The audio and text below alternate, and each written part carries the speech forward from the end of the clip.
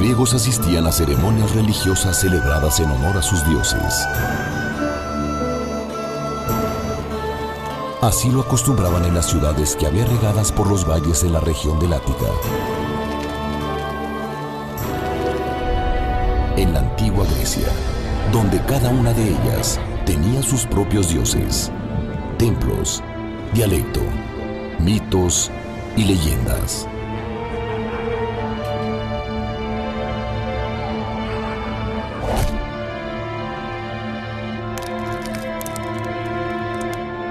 Durante estas ceremonias, los griegos consagraban los hechos sobrenaturales de sus dioses.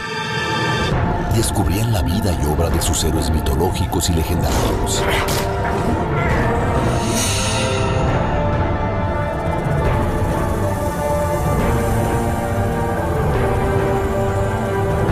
Y al mismo tiempo, el significado de la vida y la muerte.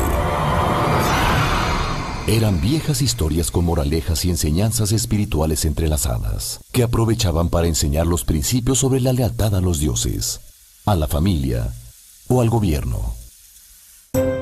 Dionisio era el dios del vino y de la vegetación. Les había enseñado a cultivar la uva y transformarla en vino. Era bueno y amable con quienes lo honraban, pero podía ser terrible para quien lo despreciara o se burlara de los rituales.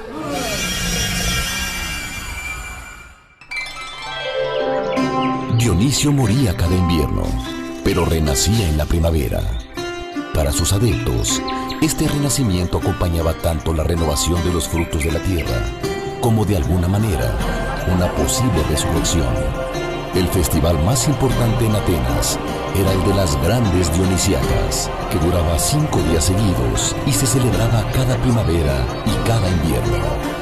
Estos rituales se llevaban a cabo antes de que existiera el teatro. En el año 534 antes de nuestra era, Pisístrato era el jefe de gobierno en la ciudad de Atenas. Él buscó la manera de que llegara más gente de los alrededores a celebrar las grandes Dionisíacas.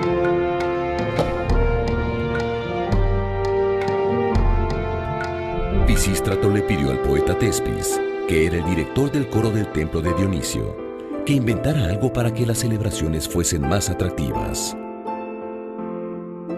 Durante los rituales cantaban y bailaban 12 hombres que formaban un coro, y lo hacían con unas máscaras que les cubrían todo el rostro, adornadas con cuernos de cabras. Por eso, el público les llamaba tragedias, que viene del griego tragos, que quiere decir cuernos de cabra, y de odas, que quiere decir himnos.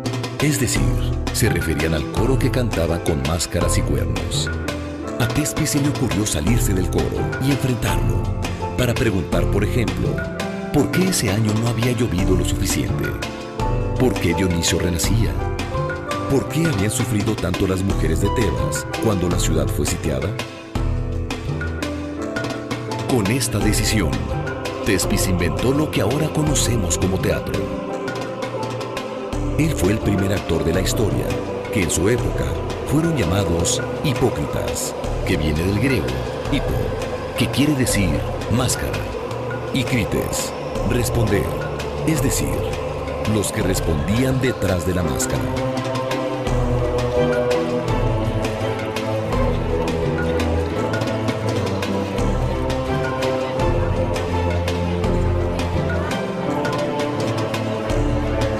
El enfrentamiento del hipócrita con el coro creaba un diálogo que le gustó mucho al público, pues con esto se creaba un mayor interés por las historias que se contaban. A partir de entonces, se decidió que en cada festival se organizaran concursos entre los poetas para que escribieran sus historias y las pusieran en escena. Así nació la tragedia griega.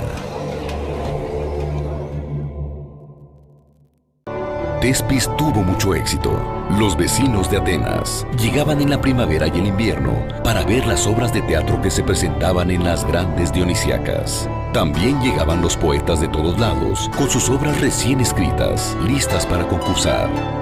Tragedia viene de tragos, que quiere decir cuernos de cabra, y odas, que significa cantos o himnos. Se llamaron tragedias porque así se disfrazaban los que formaban el coro para cantar y bailar frente al público. Las primeras tragedias consistían en los cantos de este coro, que representaba muchas veces al pueblo, a los consejeros o a las mujeres de alguna ciudad arrasada, como Tebas y Troya. Otras veces representaban a deidades como las furias o las suplicantes.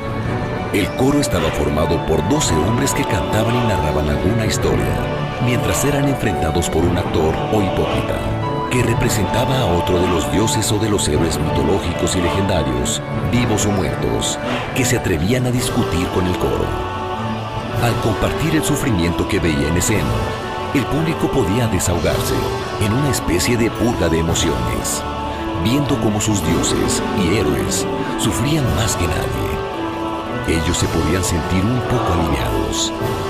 A través del sufrimiento desmedido de sus héroes, el público conocía el sentido de la vida en su condición excepcional y comprendía que, tarde o temprano, la vida termina con la muerte.